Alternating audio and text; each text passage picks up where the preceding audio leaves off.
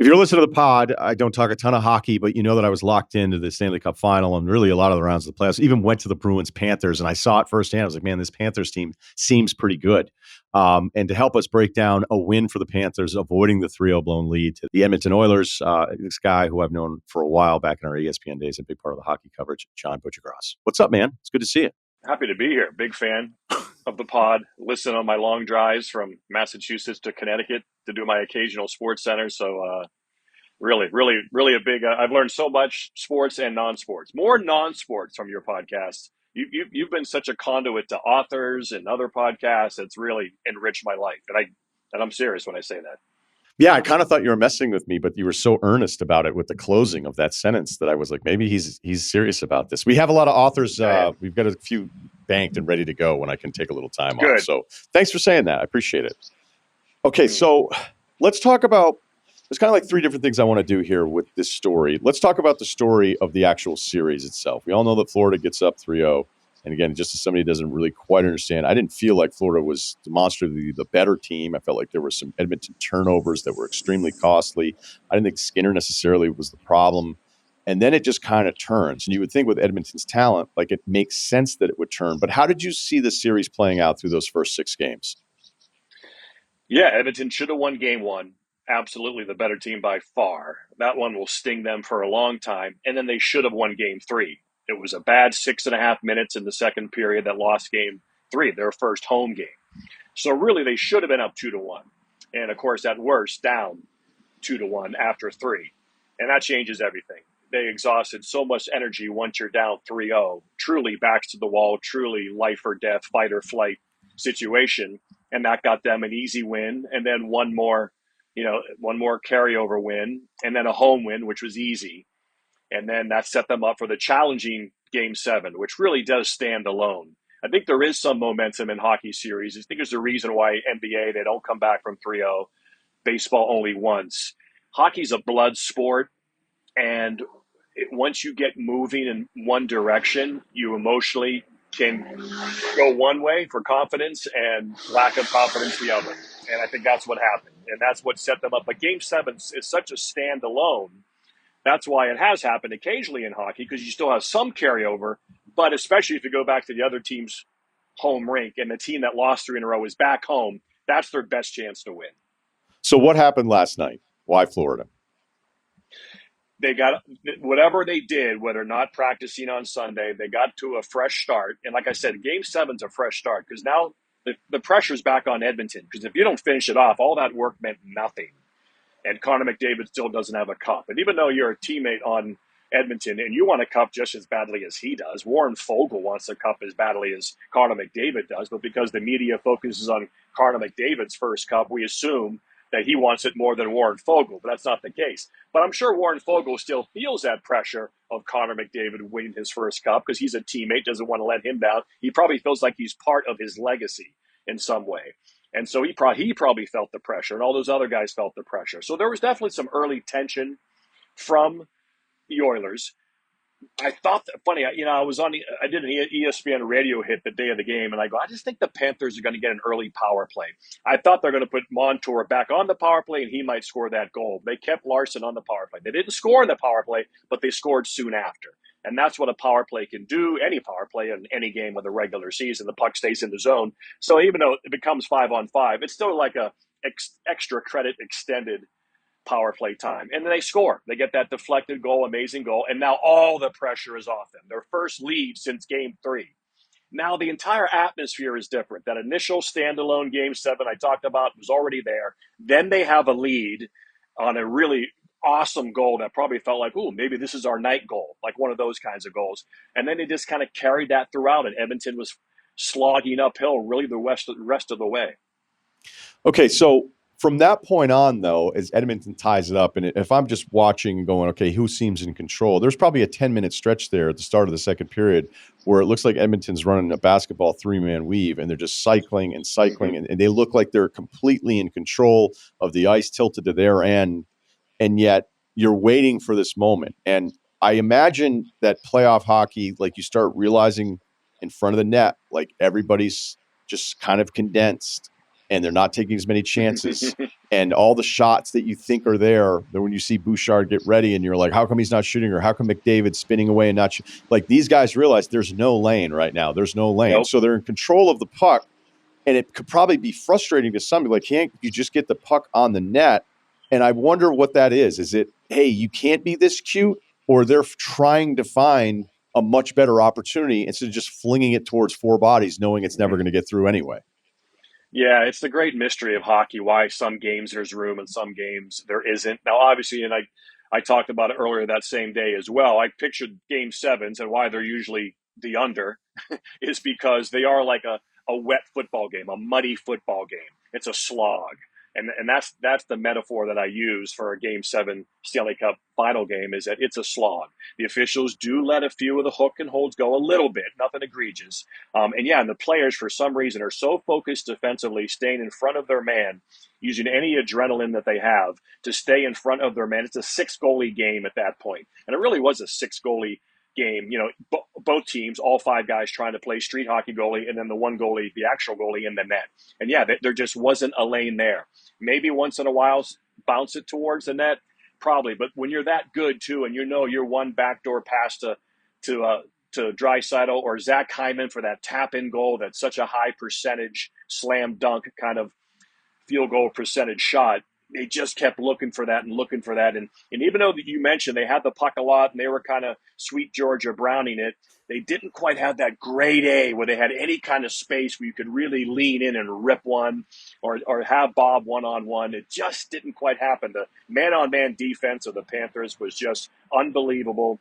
They just found their game that way, and they made it a slog, which they had to do.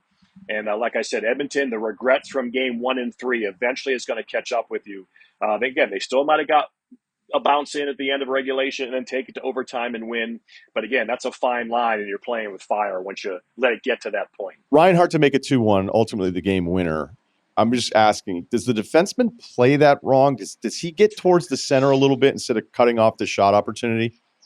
Absolutely, especially a right-handed shot. He's got to realize that he's got to come over a little bit, force the shooter to make a pass, try to block the pass, and disrupt him a little bit more. You can't give a guy with momentum like that to shoot a 15-footer, and that was the difference. Reinhart, free agent to be this summer, amazing year. Good for him to cap off this amazing year to get that goal. A special season, and sometimes guys in the special regular season, it carries over, and it did for him. Okay, let's talk the story of the Panthers, because this is a team that the hockey world has made fun of for a long time, which it deserved to be made fun of. I was looking up some numbers this morning. In 2006, their average, not paid tickets, the average number of free tickets per game was 4,100 per game. They had a deal where if you had a Florida license, it was called the First Timer Program, where you just get free tickets to the games if you had a Florida license. When LeBron went to the Heat in 2010, they had $6 tickets to games in the upper deck. Wayne Huizenga sold this team in 2013, and he's somebody who wanted to pull the Charlotte Bobcats move, sort of, and wanted to name them the Florida Blockbusters after the video chain empire. So we know that it was a 2.5 decade run without playoff wins. They get all the way there last year, come up short, of course, in the end of the final, and then win this. What does this mean for a franchise that people have, I would say, probably want in Quebec for the last 20 years? I remember I went to a game about 2014, took my parents over. They were down in Naples, so we drove over Alligator Alley, and we get to the game. At that time, I was driving a Lexus ES300. Shout out Hoffman, Lexus of Hartford, Connecticut, and got a great deal on it, the Pebble Beach model. And I pull in to pay for my parking. I pull in for my parking, and they go, "Hey, your parking's free." I go, "What?" "Yeah, Lexus is kind of one of our sponsors. So if you're in a Lexus, you get free parking," which is kind of funny as it is. That alone is funny. But the guy in the Pinto is paying for parking, but the guy in the Lexus, you don't have to pay. So I go back this year, take my son over. He's living down in Florida, and it costs us $75 to park. So it's like, that tells you how much it's turned in Florida. And yeah, they had embarrassing lower bowl highlights on SportsCenter when there's 48 people there. We even saw it in Game 7. A lot of those fans sold their tickets probably pays for their season ticket next year by selling their Game 7 tickets to Edmonton Oilers fans. The lower bowl was heavy Edmonton Oilers in Game 7. And so a lot of people probably figured, let's cash out. And a lot of all teams, a lot of fans will do that. They might go to half, or they might just, it's too high a figure. They can't pass it up, and they'll watch it on TV. So, and that happens. So, yeah, it's come a long way. Really good ownership now from top to bottom. The way they market down there. Still not a great location, perhaps. It's basically in a mall, right off the Sawgrass. And I don't know if it's ever going to really stick, but they're going to be good for another 5-7 years. So certainly this is the time. If it's going to work, it's going to be now. Bill Zito, the man in charge, because you look at the coaching changes, younger players not working out, but then it looks like, okay, they get Bobrovsky in the big free agent signing. And I know Zito wasn't there for all of these things, but as a former agent, now team executive, what did you see from him in this roster construction to get to the point of the last 2 years? Yeah, he built his own agency, and of course, he was really grinding for an NHL job for a long time. He was working close with Blake Geoffrion, the great college player at Wisconsin, Hobey Baker winner. And, one of their first moves they did when they were hired, because Blake was with them at the time, he's not anymore, but they went out and got Patrick Hornquist. And he's one of those guys that will, eat pucks, practice all day. He used to practice in Nashville for Pekka Rinne, trying to distract him. And these guys are Shea Weber shooting slap shots at his face. This is practice, and he's trying to, get in the way and screen and tip, taking a beating. And that's what they kind of wanted to establish. You're right. They already had Barkov, which was a great sign. Most people didn't think they would draft him originally. They didn't have him second overall, but they identified him. Again, that's the previous regime. Yeah, they probably overpaid Bobrovsky. That was a laughable contract that everybody made fun of. But of course, Zito's grand move was obviously getting Matthew Tkachuk. I mean, that changed everything when they were able to identify a young player who didn't want to be there anymore, just like Jack Eichel. Kind of interesting. Back-to-back years, a young American's everything. How his dad has raised his sons and really instructed them in the knowledge and the guts of the game is one of the most remarkable sports stories, I think, in all of sports, but especially hockey. Those boys are perfect. They do everything right.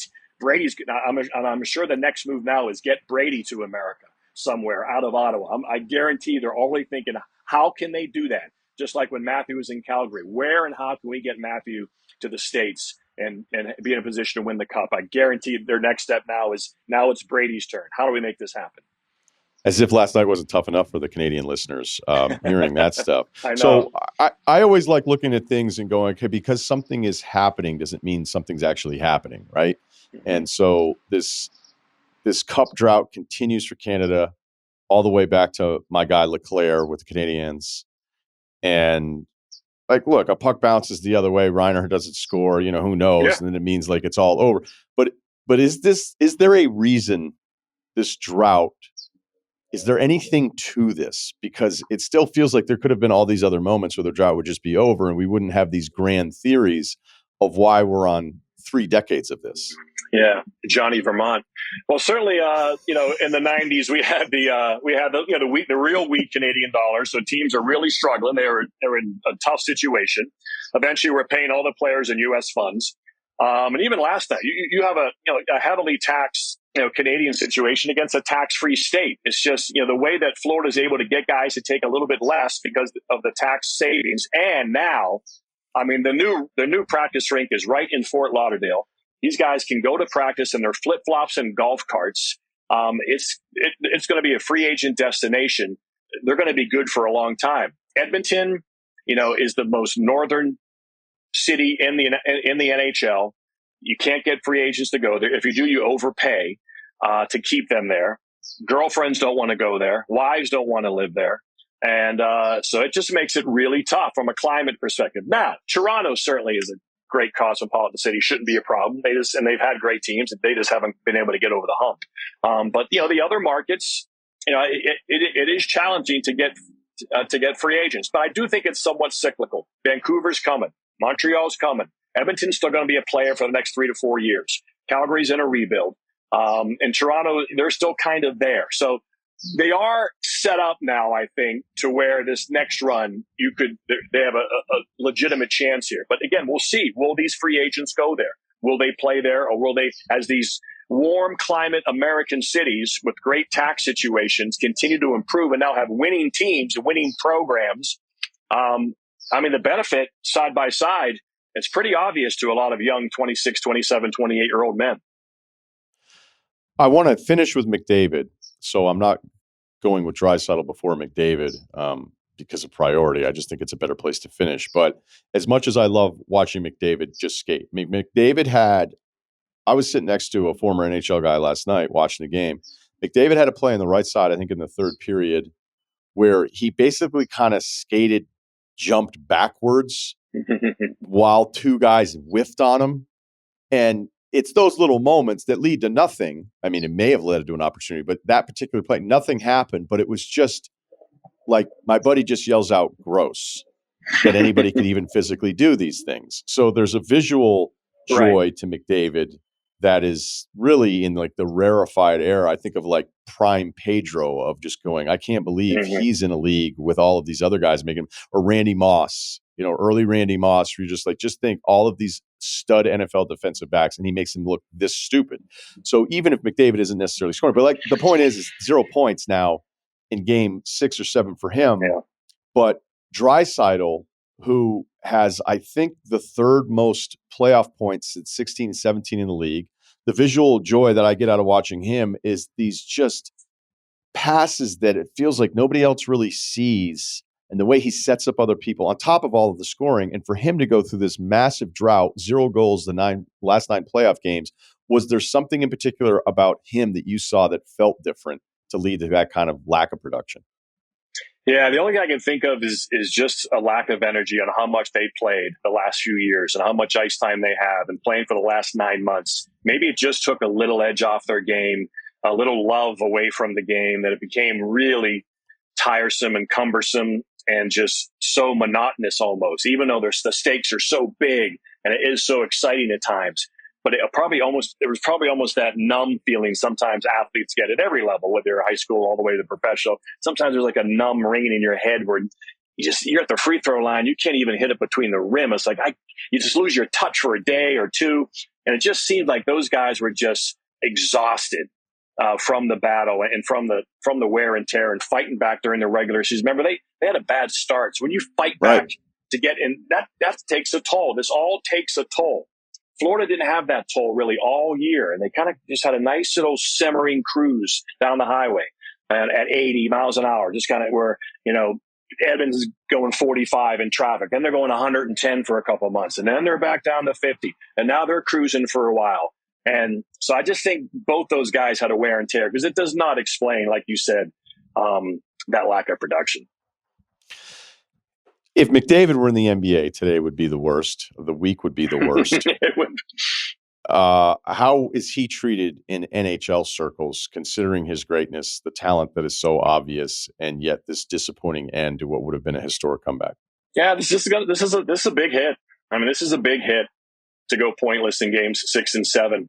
Yeah, you're right. That's the thing about him. A lot of hockey players, you need to know the game or the subtleties to appreciate them. But he's Barry Sanders meets Brian Boitano meets Randy Moss. Like you said, just different. You can see it. You don't have to know hockey to say, wow, that's the best guy. And that's rare for hockey, because the fastest guy isn't always the best guy. Warren Fogle looks like Connor McDavid out there sometimes, but Connor McDavid passes like he's Adam Oates, but he skates like he's Pavel Bure. Like, that's a combination we've never seen in the league before. And you're right. And for him to go pointless in 6 and 7, it's a bad look. I know hockey's a different sport. It's low scoring, and you're not going to get a lot of chances. But still, he's going to take a big hit even in Canada. And although from a story perspective, you're right, it's probably the best ending to get Florida their first cup, and to continue this A-Rod, LeBron, and in hockey, Steve Yzerman search for the first cup.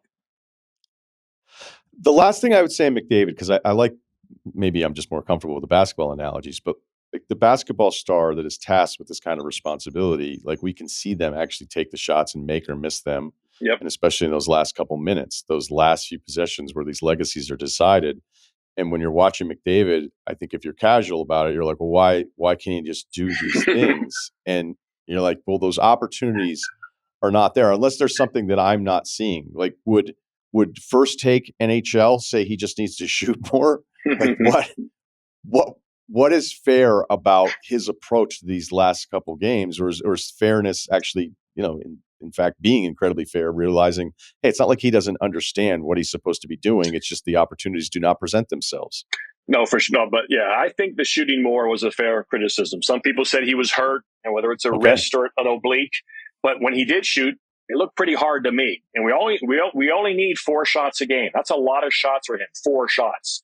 Now I know attempted shots is a little bit higher number, but he only had 8 goals in the postseason. And goals are the most important stat in hockey. You have to score goals, and I know during the regular season, I think he got caught up in the 100 assist thing. So he was passing, everywhere like a basketball player passing to get the triple double. I think he was passing to get 100 assists because, it just has been done so few times. And that kind of carried over to the playoffs a little bit where, Zach Hyman had a career year. It worked all year long, and Draisaitl on the backside for the one-timer and Bouchard downhill from the point. That all worked. But I really do think he needed to attack the middle and attack and shoot those wrist shots high on Bob, get rebounds. And I do think, although I do really think last night at the end, he did really try to exert himself and try to find any way possible to tie that game. But again, he's worn down after a long season. This team has 6 goalies out there, and they defended very, very well last night. They really did. Edmonton needed that game to be at home last night, as it turned out. They used so much energy first in game 4 to prevent a sweep, fly down to Florida, and then game 6, you knew they were going to win that one. And because I used the analogy of the 86 ALCS when the Red Sox were down 3-1 and they came back and they won that game with a Dave Henderson home run. You knew when they came back to Boston that was over. The momentum was going to carry. They would win those 2 games easily, and they did because it was Fenway Park. Just like Edmonton would have been that special kind of place. That would have carried them to another Game 7 win if there was a 2-3-2 format in the NHL. Which probably shows how unfair that is. That shows how unfair the 2-3-2 format is, right? Because Edmonton wins those last 2 games at home, no doubt. And Florida is awarded Game 7 with their regular season, and that, to me, was the difference. Yeah, it was awesome. I hope there's a bump. I hope there's some kind of carryover for this. Yeah. Because I think you guys are all great on the hockey coverage, and I love the sport. I just don't necessarily always have the time. But let's do a preview. All right, so we'll write it down in pen. You and I will do an NHL preview before next season, all right? It's going to be here quick. I appreciate you, Ryan. All right. Thanks, Bucci.